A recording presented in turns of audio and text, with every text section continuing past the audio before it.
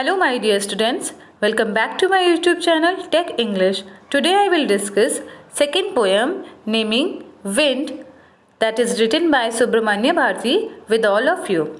So as you know, I discuss about the author, title, theme, explanation and central idea of the poem with all of you. So students, in this lecture also I will provide notes and that will be enough for you for preparing question answer, for preparing central idea, for preparing theme based question. तो आपको क्या करना है, इस lecture का पूरा देखना है और इस लेक्चर को देखने के बाद आपको नोट्स भी बनाने हैं. आप क्वेश्चन आंसर जो बनाने चाहते हैं बना सकती हैं, जैसे इसमें विंड किस चीज़ को सिम्बोलाइज कर रहा है और यहाँ पे किस किस चीज़ से कंपेयर किया गया है, वो सारी चीज़ें मैं आपको प्रोवाइड करूँगी. जो पोएटिक डिवाइस वाला लेक्चर है वो इसमें मैं ऐड नहीं कर रही हूँ क्योंकि लेक्चर बहुत ज़्यादा लेंदी हो जाएगा, तो उसके लिए मैं सेकेंड पार्ट इसका अपलोड करूँगी, तो आप उसे देखिएगा. तो वीडियो को पूरा देखना है क्योंकि तभी आपको समझ में आएगी. और वीडियो अगर अच्छा लगे तो लाइक करिएगा, सब्सक्राइब करिएगा जो भी नए व्यूवर हो, और प्लीज़ शेयर करिएगा. So let's start. First of all we will discuss about the author. तो जैसे कि हमने देखा इस पोएम को किसने लिखा है, सुब्रमण्य भारती ने. तो जिनका पूरा नाम क्या है, Chinnaswamy Subramania Bharathi, also known as Bharathiyar. तो इनको भरतियार नाम से भी जाना जाता है. और इनका DOB क्या है, 1882 to 1921. तो इनका DOB क्या है, 1882. So he was born on 1882 and he was died on 1921. He was a Tamil writer, poet, journalist, Indian independence activist, a social reformer and a polyglot. Polyglot क्या होता है, a person who knows so many languages. तो उन्हें काफ़ी सारी languages का knowledge था और वो बेसिकली क्या थे, तमिल राइटर थे, पोएट थे, जर्नलिस्ट थे और इंडियन इंडिपेंडेंस में भी इनका काफ़ी ज़्यादा रोल रहा है. पॉपुलरली नोन एज महाकवि भारती. तो इनको पॉपुलरली किस नाम से जाना जाता है, महाकवि भारती. तो आप इनके जो नाम देखें इसी से समझ में आ रहा है कि ये कितने ज़्यादा पॉपुलर थे और इनका कितना ज़्यादा रोल है पोइट्री में. He was a pioneer of modern Tamil poetry. Pioneer मतलब क्या होता है, a person who takes an initiative. जो पर्सन किसी चीज़ की शुरुआत करता है, बिगनिंग करता है, फर्स्ट पर्सन जो होता है किसी चीज़ को शुरू करने वाला, उसे हम बोलते हैं प्योनियर. तो इन्होंने किस चीज़ की शुरुआत करी, मॉडर्न तमिल पोइट्री की. And he is considered as one of the greatest Tamil literary figures of all time. His numerous work included fiery songs kindling patriotism during the Indian independence movement. तो इन्होंने जितने भी वर्क्स लिखे उसमें कई सारे works तो ऐसे होते थे जिसमें फायरी सॉन्ग्स होते थे. फायरी सॉन्ग्स मतलब जो सॉन्ग्स होते थे वो पैट्रियोटिज्म की, ब्रेवरी की फीलिंग से भरपूर होते थे और किसी को भी पढ़ के पैट्रियोटिक फीलिंग आ जाती थी. और ये कब लिखते थे, during the Indian independence movement. तो ये तो था राइटर के बारे में. अब हम जानते हैं इनकी पोएम विंड के बारे में. तो बेसिकली जो पोएम लिखी है वो इन्होंने ट्रांसलेट करी है, इन्होंने खुद नहीं लिखा है, उसको ट्रांसलेट किया है. और कहाँ से ट्रांसलेट किया है, from the Tamil by A.K. Ramanujan. तो बेसिकली जो पोएम ओरिजिनली लिखी गई थी वो तमिल में लिखी गई थी और किसने लिखी थी, A.K. रामानुजन ने, जो कि एक Kannada and English poetry writer हैं. तो कन्नड़ में भी ये लिखते थे और इंग्लिश में भी लिखते थे. और A.K. रामानुजन जो हैं, he was well known for the translation of classical and modern poetry. तो A.K. रामानुजन भी ट्रांसलेशन के लिए जाने जाते हैं. तो ये था विंड के बारे में और राइटर के बारे में. So this is an image of the writer Subramania Bharati. और इनके नेम के नीचे देखिए लिखा है father of modern Tamil literature. मतलब इन्होंने ही मॉडर्न तमिल लिटरेचर की शुरुआत करी है. Okay, so I hope that these points that I told you are clear to you. इसका आप एक नोट्स ज़रूर बना लीजिएगा क्योंकि आपको आगे आपको हेल्प करेगा. उसके अलावा अगर ऑथर वाले पॉइंट में कोई भी प्रॉब्लम आए तो प्लीज़ कमेंट में बताइएगा. So now we will discuss about the poem. तो पोएम को ध्यान से देखना है, बहुत इजी नहीं समझना है क्योंकि इसका बहुत सारा सिंबॉलिक यूज़ भी है. तो आप अगर देखेंगे, अच्छे से पढ़ेंगे तो आपको समझ आएगा. So now we will discuss about the theme. As you can see the image, यहाँ पे इमेज में क्या बना है कि विंड है और वो ब्लो कर रही है जिसकी वजह से जो ट्री है वो थोड़ा सा डिस्टर्ब हो रहे हैं. अब आपको ये नॉर्मल विंड की इमेज नॉर्मली नहीं समझना है, आपको इस किस चीज़ से कंपेयर कर सकते हैं, जैसे हमारी लाइफ में प्रॉब्लम आती हैं. तो हमारी लाइफ में प्रॉब्लम आती है तो हम उसे समझ सकते हैं कि ट्री जो है वो हम हैं और विंड जो है वो प्रॉब्लम है. तो जैसे विंड का कोई टाइम नहीं है, वो कभी भी आ जाती है, वैसे हमारी लाइफ में क्या है, प्रॉब्लम्स का भी कोई टाइम नहीं है, कभी भी आ जाती है। कुछ ऐसा ही थॉट इस पोएम में राइटर ने बताया है। So now just see, in this poem the poet has discussed the destructive power of wind and correlated it with the ups and downs of life। तो यहाँ पे पोएट ने क्या डिस्कस किया है, डिस्ट्रक्टिव पावर ऑफ विंड। जो wind है वो दो तरह की होती है, एक तो सॉफ्ट विंड होती है जिसे हमें अच्छा लगता है जब हम इंजॉय करते हैं विंड को, और एक होता है डिस्ट्रक्टिव, जैसे स्टॉर्मी विंड, हम उसे इंजॉय नहीं करते, वो लोगों के घर तोड़ देता है, डिस्टर्ब करता है लाइफ को, हम उसे पसंद नहीं करते। तो यहाँ पे वो डिस्ट्रक्टिव पावर ऑफ विंड जो है ना, उसे ही डिस्कस किया गया है, और उसे किससे कोरिलेट किया गया है, with the ups and downs of life. हमारे लाइफ में जो चैलेंजेस आते हैं, जो अप्स एंड डाउन्स आते हैं, उससे कोरिलेट किया गया है। अब पोएट क्या बताता है, that the strong people face difficulties bravely while weak people are broken and destroyed. ये चीज़ कि जो स्ट्रॉन्ग पीपल हैं, जो ब्रेव होते हैं, वो तो इस सिचुएशन में डिफ़िकल्टीज़ को बहुत अच्छे से हैंडल करते हैं, लेकिन जो वीक पीपल हैं, जो थोड़ा मेंटली डिसअपॉइंटेड हो जाते हैं, वो क्या होते हैं, हार जाते हैं इन सब के सामने। और राइटर हमें मैसेज क्या देता है, राइटर हमें मैसेज देता है, when you face a lot of hardships and obstacle मतलब क्या, रुकावटें जब अपनी आप लाइफ में झेलते हैं ना, सामना करते हैं, तो आप क्या करते हैं, कभी भी आपको गिव अप नहीं करना चाहिए। जैसे होता है ना कि हमारी लाइफ में बहुत सारी प्रॉब्लम्स आई, हम कुछ समय तक तो उससे लड़ते हैं, जब हम देखते हैं कि यार ये प्रॉब्लम बहुत ज़्यादा हो रही है तो हम गिव अप कर देते हैं। तो हमें क्या नहीं करना है, गिव अप नहीं करना है, बल्कि अब हमें उसकी जगह क्या करना है, हमको बिफ्रेंड करना है, हमको सामना करना है, दोज ऑब्स्टिकल विद डिटर्मिनेशन। हमें उन सभी प्रॉब्लम्स का सामना करना है, उन्हें अपना दोस्त बनाना है। तो कुछ समझ आ रहा है, क्या समझ में आया? मतलब कि ये कहना चाह रहे राइटर कि हमारी लाइफ में जो भी प्रॉब्लम्स आती हैं, हमें उनका डट के सामना करना चाहिए। What is the reason? Reason ये है कि अगर हम प्रॉब्लम का सामना नहीं करेंगे, हम प्रॉब्लम से हार मानेंगे, तो कहीं ना कहीं वो प्रॉब्लम्स हमें पूरी तरह बिखेर देंगी, पूरी तरह डिस्ट्रॉय कर देंगी। लेकिन अगर हम उसका सामना करेंगे ना, तो कहीं ना कहीं हमारे अंदर वो जो भी स्ट्रेंथ है वो और बढ़ेगी, और हमारी वो प्रॉब्लम ख़त्म भी हो जाएगी। अगर आपको मैं एक बर्निंग एग्जांपल दूँ, तो जैसे कोरोना वाला जो अटैक है, कोविड अटैक जो है, कितनी बड़ी प्रॉब्लम है, कितना बड़ा चैलेंज है। क्या आपको पता था कि ऐसा कुछ हो सकता है? नहीं पता था, किसी को भी नहीं पता था। देश की इकोनॉमी डिस्टर्ब है, स्टडी डिस्टर्ब है, लोगों का लाइफ रूटीन डिस्टर्ब है, सब कुछ डिस्टर्ब है। बहुत लोग डरे हुए हैं, इतनी ज़्यादा डेथ रेट्स बढ़ रही हैं इसकी वजह से, इतने ज़्यादा लोग इससे अफेक्टेड हो रहे हैं, है ना। लेकिन अब हम क्या करें, कुछ जो वीक लोग हैं, जैसे कि जो थोड़ा सा निगेटिव सोचते हैं, उनको बहुत प्रॉब्लम हो रही है, वो स्ट्रेस में आ जा रहे हैं। बहुत लोग की जॉब छूट गई है कि नहीं, कितने करोड़ लोगों की जॉब छूट गई है। लेकिन हमें उस चीज़ों का क्या करना है, सामना करना है, हमें गिव अप नहीं करना है। हम बेटर की होप कर सकते हैं, हम मेंटली स्ट्रॉन्ग हो सकते हैं। तो कुछ वैसा ही राइटर ने यहाँ भी अपना एक मैसेज दिया है। So I hope that this theme is clear to you. So now it is time to explain the poem. So let's start. So we will see the poem line by line. So in the first image, the writer asks the wind to blow softly.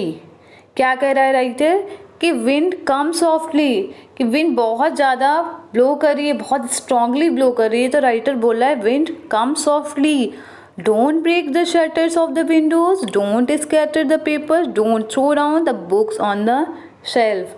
अब क्या हो रहा है, आप इसको imagine कर सकते हैं इस इमेज से कि जब बहुत तेज़ हवा चलती है, जैसे अभी कल रात को भी तूफान आया है, जब हवा बहुत तेज़ चलती है तो क्या होता है, हमारे जो पेपर्स हैं वो उड़ने लगते हैं, हमारी जो बुक्स है वो गिर जाती हैं, है ना।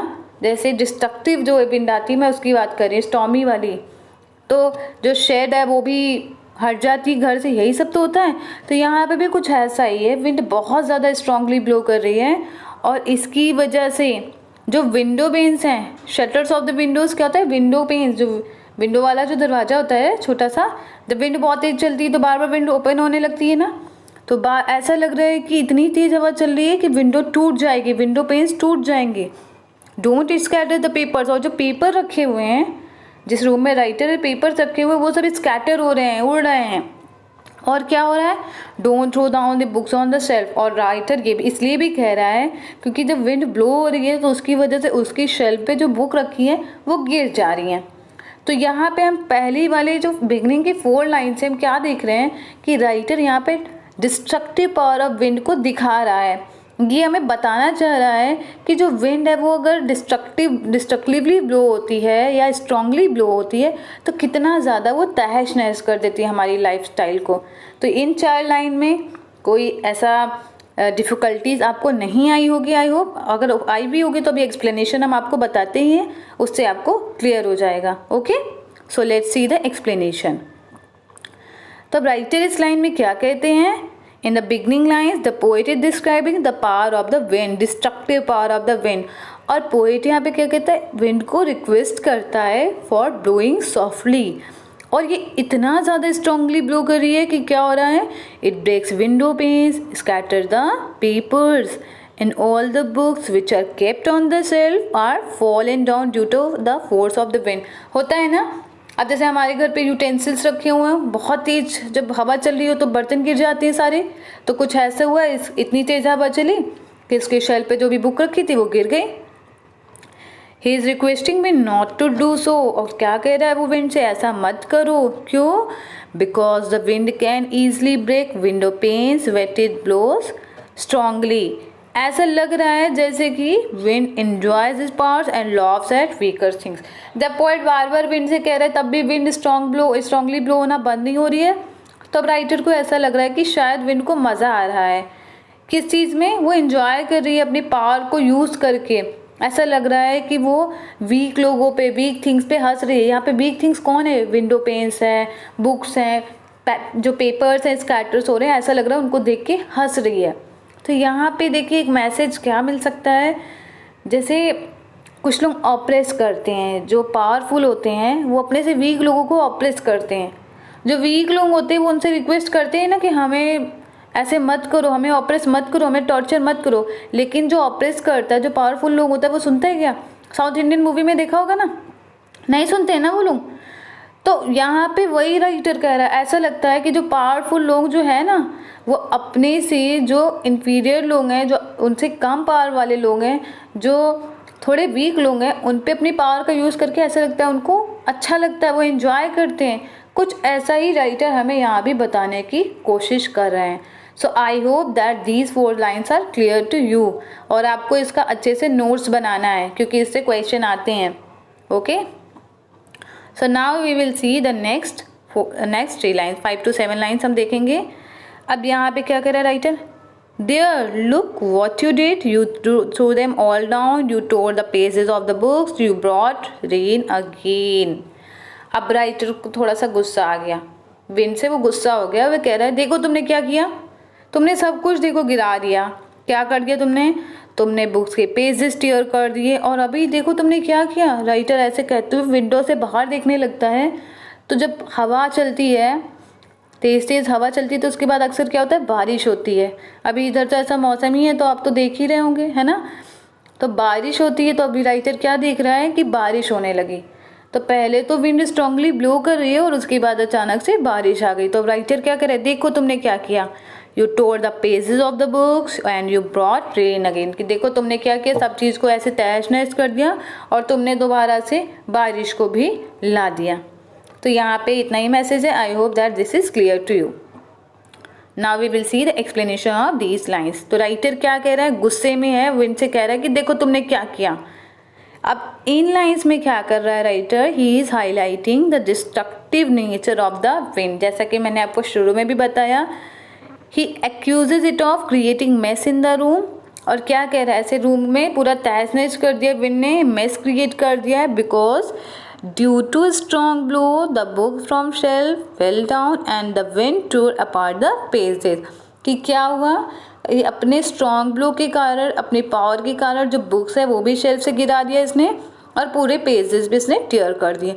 और तभी क्या करता है, पोएट बाहर देखता है एंड क्या देखता है वो, that with the rain showers it starts raining. कि जो रेन शॉवर्स हैं, पहले तो हल्की हल्की बूंदाबांदी और उसके साथ काफ़ी तेज बारिश होने लगी।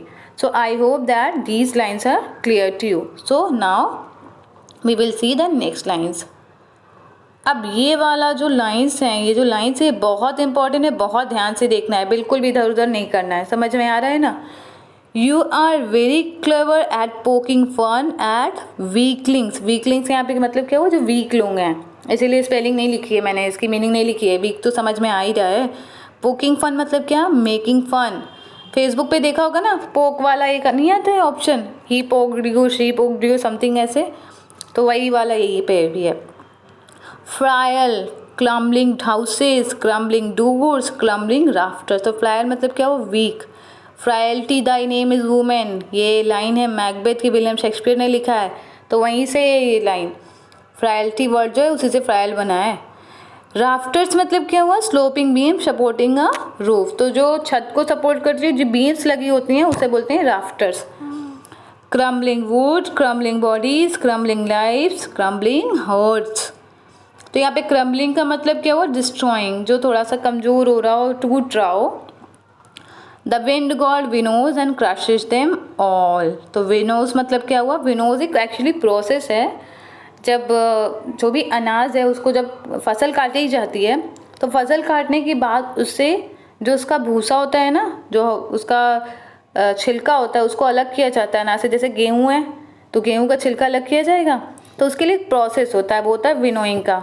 उसमें क्या होता है? स्ट्रॉन्ग ब्लो से उसका जो छिलका है वो अलग किया जाता है और अनाज अलग किया जाता है, जैसे कि इस पिक्चर में हो रहा है। देखिए यहाँ पे, देखिए ये जो लेडी है वो विनोइंग का प्रोसेस कर रही है। अब क्या हो रहा है? जो ग्रेन है, ये देखिए यहाँ पे जो ग्रेन है, ये जो येलो येलो ग्रेन है, ये इधर है, और ये देखिए ये जो क्या हो रहा है? ये सारा जो भूसा है, जो उसका कूड़ा है, वो अलग चला जा रहा है। ठीक है, तो स्पेलिंग क्लियर हुई आपको?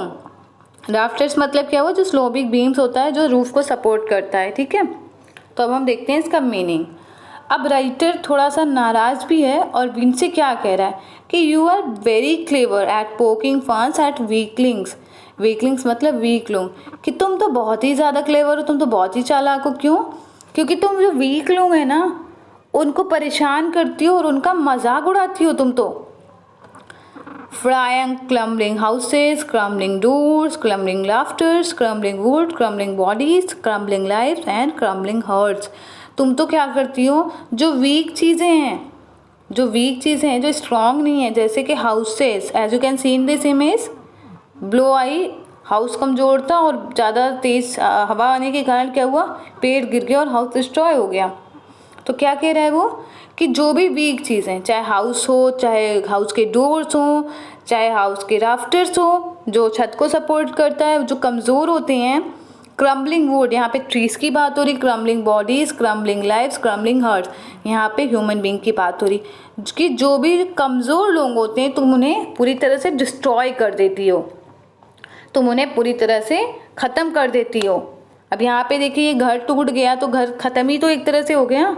तो वही राइटर कह रहा है कि तुम बहुत ही ज़्यादा क्लेवर हो, क्योंकि तुम उन्हीं लोगों को परेशान करती हो, उन्हीं लोगों को डिस्ट्रॉय करती हो जो पहले से वीक हो, तुम स्ट्रॉन्ग को टच नहीं करती हो। और अब राइटर कंपेयर कर रहा है विंड को गॉड से, कि गॉड के पास जैसे पावर होती, गॉड चाहे तो कुछ भी कर सकते हैं, वैसे विंड है, उसके पास भी एक पावर है। और पावर वो क्या है? डिस्ट्रक्शन की, कि अगर स्ट्रांगली ब्लो होती, देखते हैं ना स्टॉर्म से इतने लोगों का घर बर्बाद हो गया, इतने पेड़ तहस नहस हो गए, तो उसके पास भी एक पावर है कि वो चाहे तो लोगों को अच्छा फील करा सकती है। जब हल्की हवा होती है तो हमें कितना अच्छा लगता है, अब वही हल्की हवा जब स्टॉर्मी विंड में कन्वर्ट हो जाती है तो हमें अच्छा नहीं लगता, बच्चे डर जाते हैं।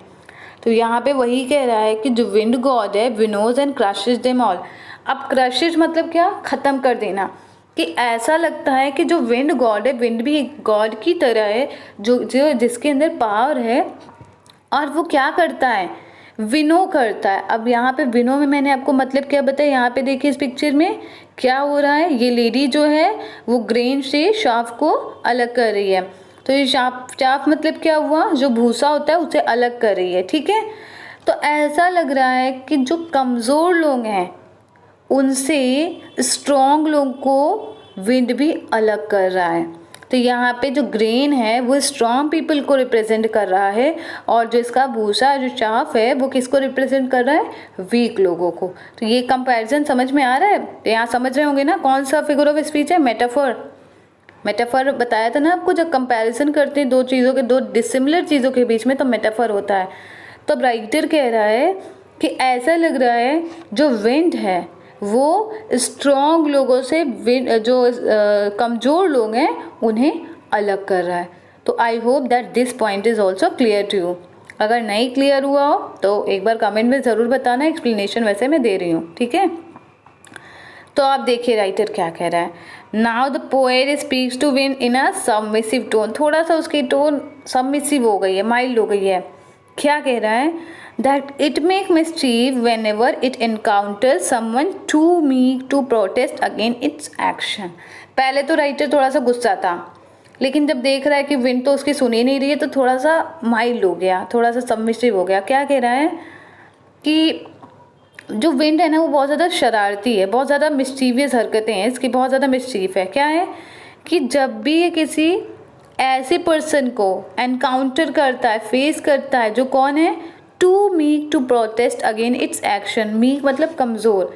जब ये किसी ऐसे पर्सन को एनकाउंटर करता है, जब इसे किसी ऐसी चीज़ को एनकाउंटर करता है, जब वो चीज़ इससे मीक हो, इससे कमज़ोर हो, और इतनी कमज़ोर हो कि इसके एक्शंस के अगेंस्ट प्रोटेस्ट ना कर पाए, तो ये मिस्चीवियस हरकतें करता है। मतलब अगर ये अपने से वीक को देख लेता है, अपने से वीक को एनकाउंटर करता है, तब ये ज़्यादा परेशान करती है, ऐसा बोल रहा है। For example, it tears down doors, rafters and even entire houses all together. अगर एग्जाम्पल देखा जाए तो क्या करता है, डोर्स को ख़त्म कर देता है, डोर्स को तोड़ देता है, राफ्टर को तोड़ देता है, और क्या होता है, इवन पूरा घर जो है वो भी डिस्ट्रॉय कर देती है। Leaving people without shelter from the harsh world outside. और क्या होता है, जब लोगों के घर तहस नहस हो जाते तो उन्हें बाहर जाना पड़ता है मजबूरी में, क्योंकि उनके पास कोई शेल्टर ही नहीं है, और ये लोगों को बाहरी दुनिया में, बाहरी हार्श वर्ल्ड में जाने के लिए मजबूर कर देती है।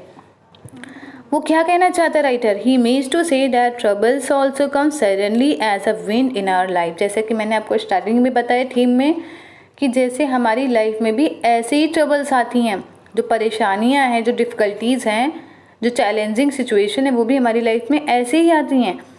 Bye tearing down fragile heart and body means that difficulties in life can lead us to loss of hope as well as hope of life। अब यहाँ पे fragile heart और body का क्या मतलब है कि जो डिफ़िकल्टीज़ हैं, जो डिफ़िकल्ट सिचुएशन है, वो हमारी लाइफ में क्या करती हैं, बहुत बार ऐसा होता है कि हमारी लाइफ एकदम होपलेस हो जाती है, हमारी लाइफ भी कभी कभी ख़त्म हो जाती है।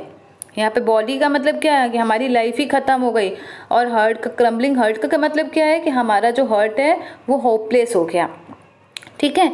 तो यहाँ पे लास्ट की जो लाइन्स है, जो विनोइंग वाला है, वहाँ पे वो एक कंपैरिजन करते हैं किसके बीच में, वीट एंड पीपल के बीच में। जैसे कि farmer winnow the wheat to separate the grain from chaff. तो ये जैसे कि फॉर्मर है, वो ग्रेन को चाफ से अलग करने के लिए, ग्रेन को कूड़े से, भूसे से अलग करने के लिए विनो का प्रोसेस करता है। उसी तरह विंड गॉड जो है वो भी स्ट्रॉन्ग पीपल को वीक से अलग कर रहे हैं। और जब भी क्या होता है, स्ट्रॉन्ग विंग्स होती हैं, जब भी स्ट्रॉन्ग विंड होती है तो क्या होती है, all the things that are weak fall and get crushed. तो क्या होता है, जब भी बहुत तेज़ हवा बहती है तो जो भी वीक चीज़ें हैं, चाहे वो घर हो, चाहे वो ट्री हो, चाहे वो लोग हो, वो सब डिस्ट्रॉय हो जाते हैं। तो I hope that this point is also clear to you. As you can see the image, यहाँ पे काफ़ी तेज़ स्ट्रांगली ब्लो हो रही है, और इसकी वजह से कितनी तेज़ पेड़ जो है वो मूव हो रहे हैं, वाटर का लेवल ज़्यादा हो गया है। तो I hope that this point is also clear to you. Okay, so now we will move to the next lines. He won't do what you tell him. So come, let's build strong homes. Let's join the doors firmly, practice to form the body, make the heart steadfast, do this and wind will be friends with us. अब writer क्या कह रहा है, writer देखिए शुरू में कह रहा था ना कि wind come softly, don't do this, don't do that. अब राइटर ने जब देखा कि विंड तो कुछ सुन ही नहीं रही है, तो उसने क्या कहा, he won't do what you tell him, कि रीडर्स जो विंड है ना, आप अगर उसे कहोगे स्ट्रांगली ब्लो मत हो, वो तो सुनेगा नहीं। तो अब यहाँ पे मैंने आपको क्या बताया था, विंड का मतलब क्या होता है, डिफ़िकल्टीज़, क्या होता है, चैलेंजेस, तो आपकी लाइफ में जब परेशानी आती है, आप बोलते हो कि परेशानी मत आओ इतना, ऐसे कभी बोलते हो? पहली बात तो बोलते ही नहीं हो। और अगर गॉड से भी प्रे करते हो कि इतनी परेशानी मत दो, तो क्या ऐसा होता है कुछ? परेशानी तो आती है, परेशानी तो आपकी बात सुनेगी नहीं। जो डिफ़िकल्टीज़ हैं, जो हमारी लाइफ में चैलेंजिंग सिचुएशन है, वो तो सुनेगी नहीं। तो हमें ही खुद में इम्प्रूवमेंट करनी होगी। क्या करना होगा? Let's build strong homes, let's join the door firmly, practice to form the body. अब राइटर यहाँ पे क्या करे? मेटाफोरिकल सिचुएशन है, ध्यान से समझना है। ओके, तो अब राइटर कह रहा है कि ठीक है, विंड तो हमारी बात सुनेगी नहीं, हमारे घर भी डिस्ट्रॉय करेगी, हमारे डोर्स भी वो डिस्ट्रॉय करेगी, विंडो सब कुछ डिस्ट्रॉय करेगी और हमें भी डिस्ट्रॉय करेगी। तो हमें क्या करना है? Let's build strong home. तो चलिए हम इतने स्ट्रॉन्ग होम बनाएं कि जो विंड है वो डिस्ट्रॉय ही ना कर पाए। Let's join the doors firmly, और हमें अपने घर के जो डोर हैं उसे भी अच्छे से बंद करना है। जैसे देखा है ना, जो बहुत पुराने घर होते हैं उनके डोर्स थोड़ा से भी खुल जाते तो पूरी हवा अंदर आ जाएगी, पूरा जो भी कूड़ा कचरा जो हवा के साथ रहता है वो सब अंदर आ जाता है। तो वही बोल रहा है कि हमें ऐसा डोर बनाना है जो स्ट्रॉन्ग रहे। Practice to form the body, और हमें ये भी प्रैक्टिस करना है कि हमारी बॉडी फॉर्म रहे, मतलब हमको फिजिकली भी स्ट्रॉन्ग रहना है। Make the heart steadfast, stead heart मतलब फॉर्म, और हमें मेंटली भी स्ट्रॉन्ग होना है। मतलब ये नहीं कि परेशानी आ गई तो हमने उसके आगे हार मान ली, ऐसा नहीं करना है। हमें फॉर्म बने रहना है, एकदम स्ट्रॉन्ग बने रहना है। Do this and the wind will be friends with us. अब राइटर क्या कह रहा है? ऐसा करना है। क्या क्या चीज़ करना है? स्ट्रॉन्ग होम बनाना है, डोर्स अच्छे से ज्वाइन करना है, बॉडी को फॉर्म करना है, अपने हार्ट को अच्छे से स्ट्रॉन्ग बनाना है। तो क्या कह रहा है? ऐसा सब करो तो विंड हमारी दोस्त बन जाएगी। मतलब हमको क्या करना है? मेटाफोरिकल सिचुएशन है तो क्या करना है? हमें खुद को स्ट्रॉन्ग बनाना है। यहाँ पे स्ट्रॉन्ग होम, स्ट्रॉन्ग डोर का क्या रिप्रेजेंटेशन है? हमें खुद को, जैसे हाउस जो हो गया मेरा बॉडी है ना, और डोर क्या हो गया? हर्ट, ऐसा मान के चलो। तो हमें अब खुद को, अपने जो हमारा जो बॉडी है उसे भी स्ट्रॉन्ग बनाना है, और हमें हर्टली भी खुद को, हमारे मन को भी स्ट्रॉन्ग बनाना है कि कोई भी प्रॉब्लम आए, कोई भी परेशानी आए तो ऐसा नहीं कि हम उसके आगे हार मान गए, ऐसा नहीं कि हम रोने लगे। रोने से तो प्रॉब्लम जाएगी नहीं, बल्कि बीमार और पड़ जाएंगे, है ना। तो हमको क्या करना है? हमको सारी सिचुएशन को अच्छे से हैंडल करना है, और उसके लिए हमें खुद को फिजिकली और मेंटली फिट बनाना है। तभी जो हमारी प्रॉब्लम्स है वो हमारी दोस्त बन जाएगी। मतलब हम उनके साथ खुद को एडजस्ट कर पाएंगे, हम अच्छे से सीख पाएंगे। समझ में आया? जैसे कि इस पिक्चर में देखो, ये फैमिली कितना खुश है, एंजॉय कर रही है बढ़िया से। समझ में आया ना? तो चलिए हम अब एक्सप्लेनेशन देखते हैं, ठीक है। The poet speaks to reader that wind doesn't listen to anybody. क्या पोएट कह रहा है रीडर से कि देखो भाई, विंड तो किसी की सुनने वाली है नहीं, तो हमको क्या करना है? इसका सामना करना है। कैसे करेंगे? So to confront its harmful effects we should build strong homes on strong foundation with the strong doors. तो हमें इसके हार्मफुल इफेक्ट्स को कन्फ्रंट मतलब क्या होता है? सामना करना, फेस करना। इसके हार्मफुल इफेक्ट को फेस करने के लिए हमें क्या करना है? स्ट्रॉन्ग घर बनाना है। और स्ट्रॉन्ग घर ऐसे ही नहीं कैसे बना दिया, on strong foundation. Strong foundation, उसकी नींव मजबूत होनी चाहिए। विद द स्ट्रॉन्ग डोर्स, और उसमें स्ट्रॉन्ग डोर भी लगे होनी चाहिए। मतलब क्या है कि हमें खुद को फिजिकली मेंटली स्ट्रॉन्ग बनाना है। ऐसे नहीं कि बाहर से तो फिजिकली स्ट्रॉन्ग हो गए और अंदर कुछ नहीं, ऐसा नहीं। अंदर से भी, मतलब मेंटली भी अपने को, अंदर से भी हमारा जो कैरेक्टर है वो अच्छा होना चाहिए। समझ आ रहा है? हमें अपने जो थिंकिंग है उसे पॉजिटिव रखनी है, और तभी हम इसके इल इफेक्ट्स को रोक पाएंगे। यहाँ पे विंड लिखना भूल गए हैं, समझ लेना, ठीक है। रेजिस्ट मतलब क्या होता है? रोकना। तो तभी हम इसके इल इफेक्ट्स को भूल पाएंगे। यहाँ पे विंड है, समझ में आए? Ill effects of the wind. When once we are strong enough, और फिर क्या होगा? एक बार अगर हम स्ट्रॉन्ग हो गए ना, all the challenges will be like friends। अगर हम एक बार स्ट्रॉन्ग हो गए मेंटली और फिजिकली, तो हमारे ये जो सारे चैलेंजेस लाइफ के हैं ना, वो हमारी फ्रेंड्स हो जाएंगे। जैसे कि आपको बार बार बताया कि विंड किस चीज़ को रिप्रेजेंट करता है, किस चीज़ को सिम्बलाइज करता है? चैलेंजेस को। तो इस पोएम से हमें क्या समझ में आता है कि हमें चैलेंजेस को with courage, with spirit face करना है, और हमें ये भी बताता है दैट चैलेंज पॉलिशेज अप, कि जो चैलेंजेस है ना वो हमको पॉलिश करता है। पॉलिश मतलब हमारे कैरेक्टर को, हमारे मेंटली सिचुएशन को और अच्छा बनाता है। और क्या करता है, bring the best out of us. बहुत बार होता है ना कि हम हमारी लाइफ में जब तक चैलेंजेस नहीं आते, हमारी लाइफ में जब तक सिचुएशन ऐसी नहीं आती तो हम सीखते नहीं हैं।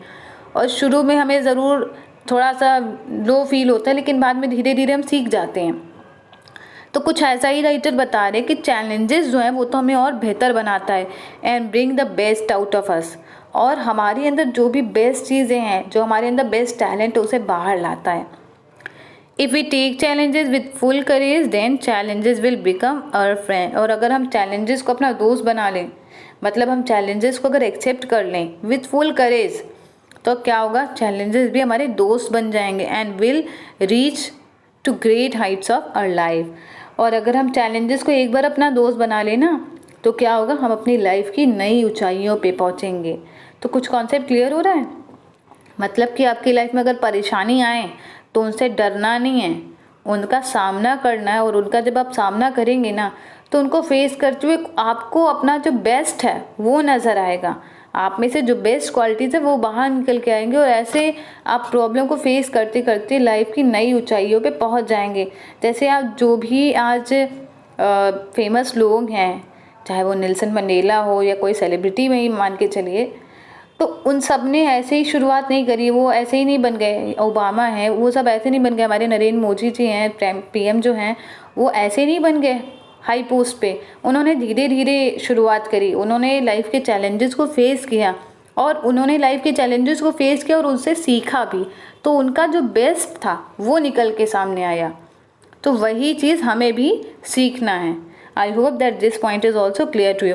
ये सब जो भी मैंने अंडरलाइन किया है, सबको क्वेश्चन आंसर में आप यूज़ करिएगा, बहुत अच्छे मार्क्स मिलेंगे अगर आप अच्छे से समझेंगे तब। ठीक है, so now we see the last lines. The wind blows out weak fires. He makes a strong fire roar and flourish. His friendship is good. We praise him every day. अब राइटर यहाँ पे concluding जो lines है, 4 lines, इसमें क्या कह रहा है? इसमें राइटर विंड की 2 चीज़ें बता रहे हैं, 2 पहलू बता रहा है।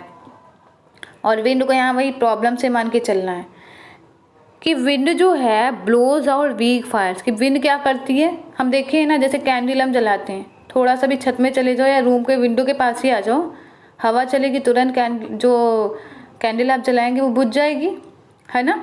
लेकिन क्या होता है, he makes strong fires roar and flourish. Roar and flourish मतलब क्या, वो और ज़्यादा ग्रो कर देता है, और ज़्यादा डेवलप कर देता है। लेकिन अगर कहीं आग लगी हुई हो तो क्या होगा, हवा थोड़ी सी भी अगर उसे मिलेगी, अगर थोड़ा सा भी आग लगते में हवा और लग गई तो वो आग क्या है, बढ़ जाएगी। जैसे फॉरेस्ट में आग लगी इस पिक्चर में, तो ये फॉरेस्ट की आग जो है वो विंड से बुझी नहीं बल्कि और ज़्यादा बढ़ गई। तो विंड क्या करता है, जो वीक है उसे तो ख़त्म कर देता है, उसे ब्लो आउट कर देता है, लेकिन जो स्ट्रॉन्ग है उसे और स्ट्रॉन्ग बनाता है। तो ऐसे क्या है, हमारी लाइफ में प्रॉब्लम्स भी हैं, हमारी लाइफ में जो भी डिफ़िकल्टीज आती है, जो भी चैलेंजेस आते हैं, वीक जो हैं उससे वो ख़त्म हो जाते हैं, उससे डिस्ट्रॉय हो जाते हैं, क्योंकि वो हार मान लेते हैं। लेकिन जो पर्सन उनका सामना करते स्ट्रांगली, तो जो चैलेंजेस हैं उसे और ज़्यादा अच्छा बनाता है, और ज़्यादा उसे ग्रो करता है, और ज़्यादा उसे डेवलप करता है।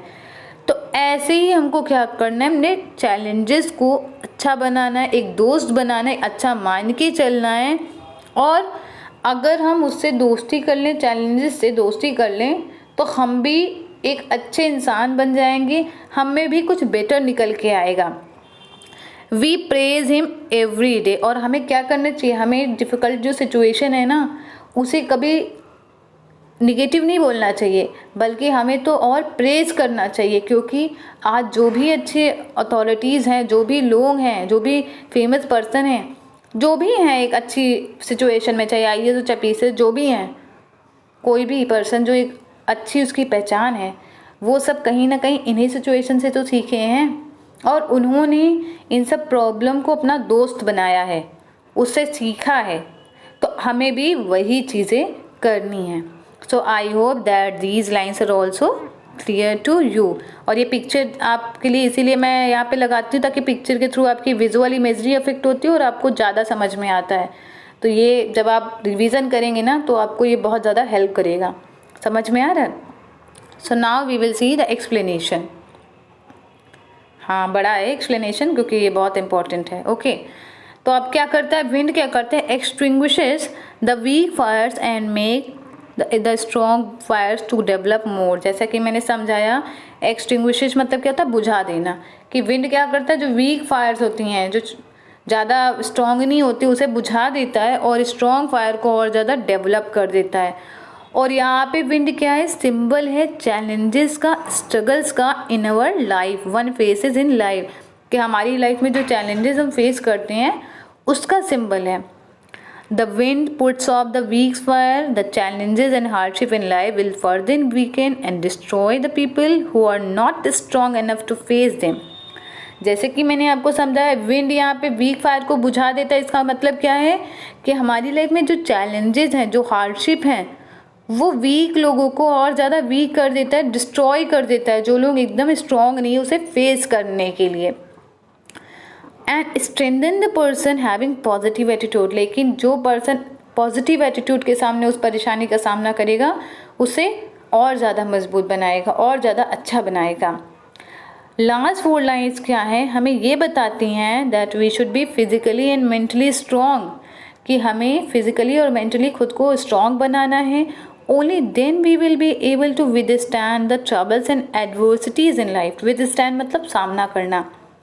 केवल तभी हम अपनी लाइफ की प्रॉब्लम्स को फेस कर पाएंगे।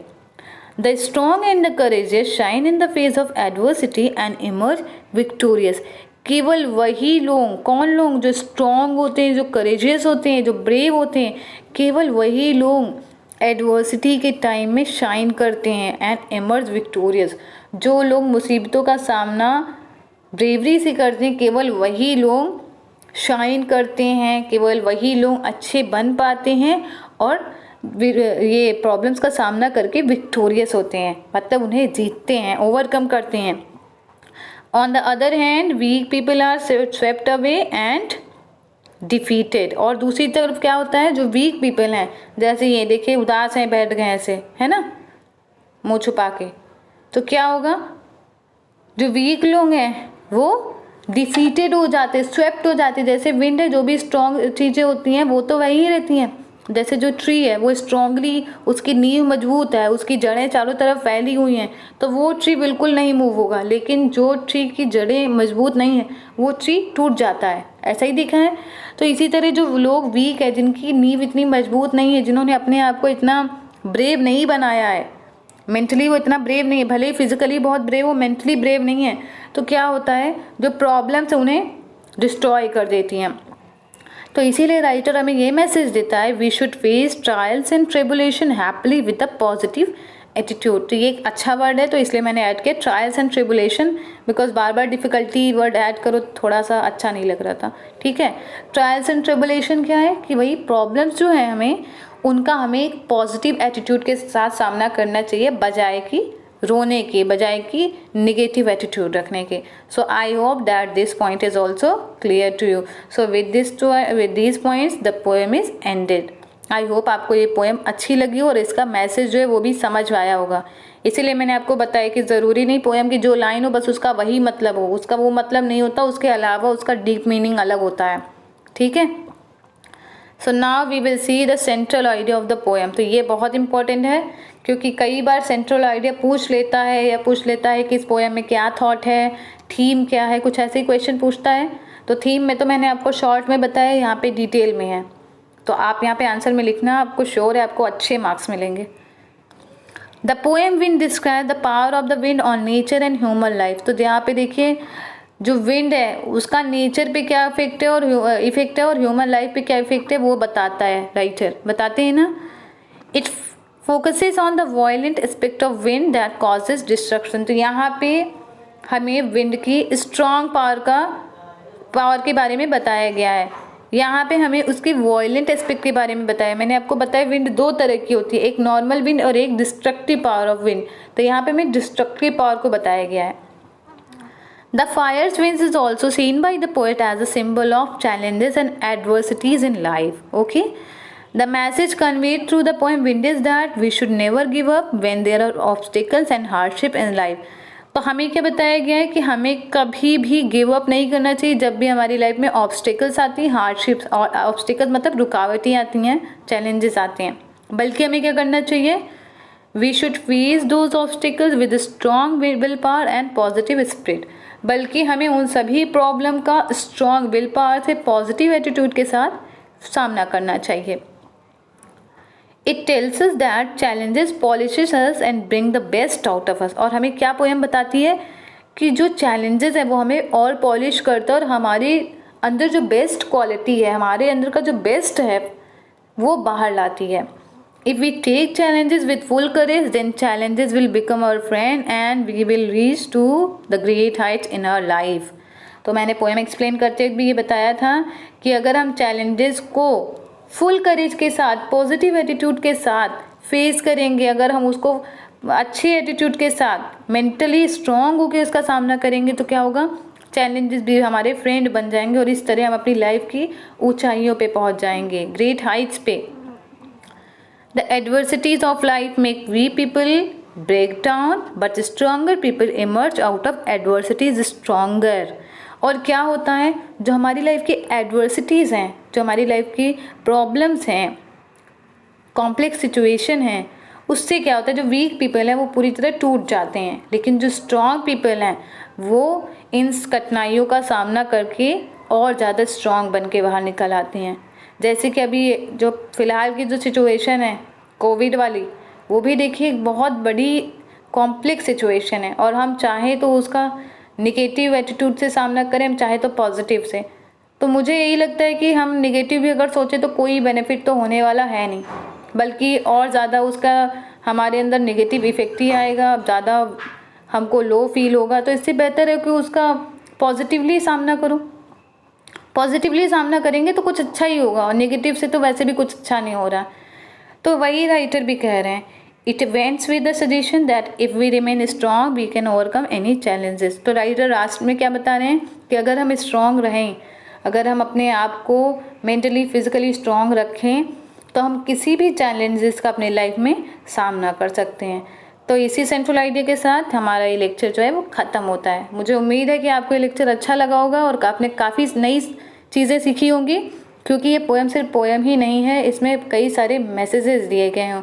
तो वीडियो अच्छा लगा हो तो लाइक करना मत भूलना, ओके, और कमेंट भी करके बताना कि क्या अच्छा लगा और कैसे हेल्प किया इस पोएम ने आपको, क्योंकि सिर्फ सिलेबस पॉइंट ऑफ व्यू से ही नहीं ये पोएम इम्पॉर्टेंट है, लाइफ में सीखने के लिए भी इम्पॉर्टेंट है.